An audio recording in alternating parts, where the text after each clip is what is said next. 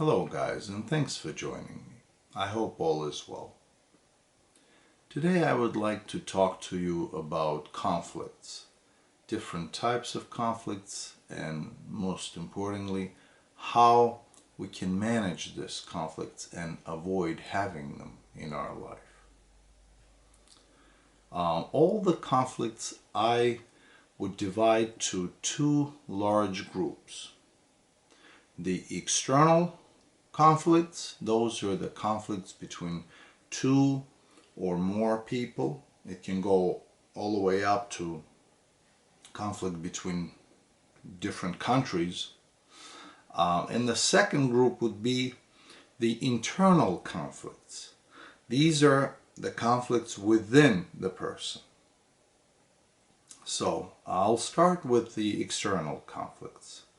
We oftentimes see, people get into conflict, whether it's just a verbal conflict or physical conflict. Later on, they will start blaming each other, on who started that conflict. See, to me, the way conflict starts, it starts not with the first person who actually tried to start it. It starts really with the second person who accepts the challenge and chooses to start that conflict. So if first person makes an attempt to start the conflict, it's really up to second person whether that conflict will take place or not. It's like you take any, I'll just give you as an analogy, like a boxing match or wrestling match or anything that involves the competition between two people. It'll be hard for you to see a competitive sport, any competitive sport with one athlete participating in that event. It takes two. As they say, it takes two to tango. This is, the case of that. So it's a second person accepting it. If you look even deeper philosophically, the person who is truly at fault in any conflict is the smarter one of the two. So whoever is the smarter one of these two or more people, he is responsible because being smarter, he had greater understanding and chances not to start that conflict. And he failed to far greater degree than the person who is less smart. That's just looking at it philosophically. Now, there are obviously some exceptions where you have no choice but to take a fight, take that conflict. There are some existential situations. If somebody is trying to really hurt you and your family or the loved ones, you absolutely have to take that fight and defend yourself and the loved ones with all means possible.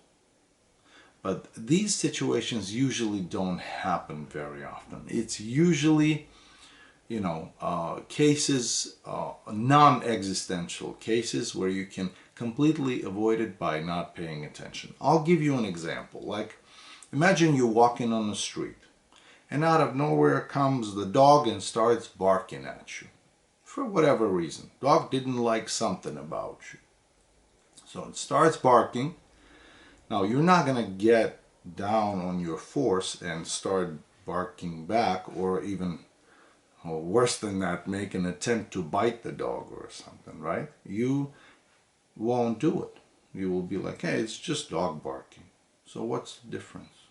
The person that out of nowhere tries to start a conflict with you, it's just like that dog. I'm sorry for the, little rude comparison, but that's what it is. Or imagine person is in condition that makes him incapable of making any right decisions. Whether he's so drunk, can't even stand on his feet, or something else, or he has so many mental issues he's incapable of making a right decision, you're not gonna have a conflict with these people, because you will know that they're incapable of making right decisions. They don't even understand what they're saying or what they mean. The same way you should treat anyone who wants to start a conflict with you.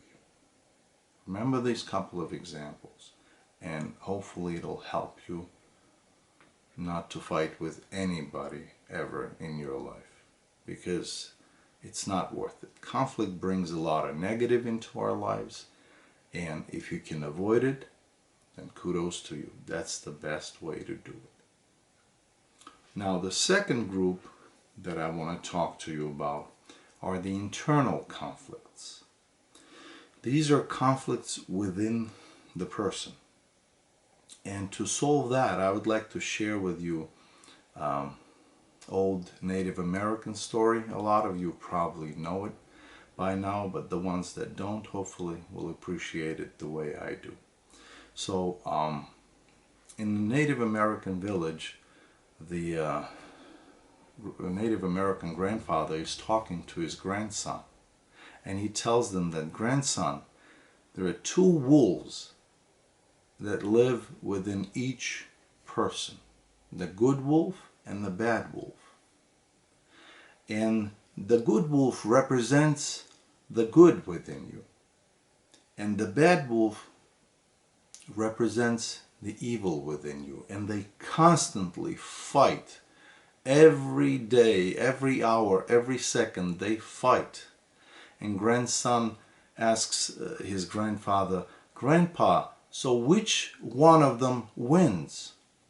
And Grandpa looks at him and tells him, the one that you feed the most. So the moral of the story, do not feed the bad wolf. Always feed the good wolf that lives within you. That's all I wanted to share with you today, guys. I hope you liked this video, and thank you for watching. Hope you all have a wonderful day, and I'll talk to you soon.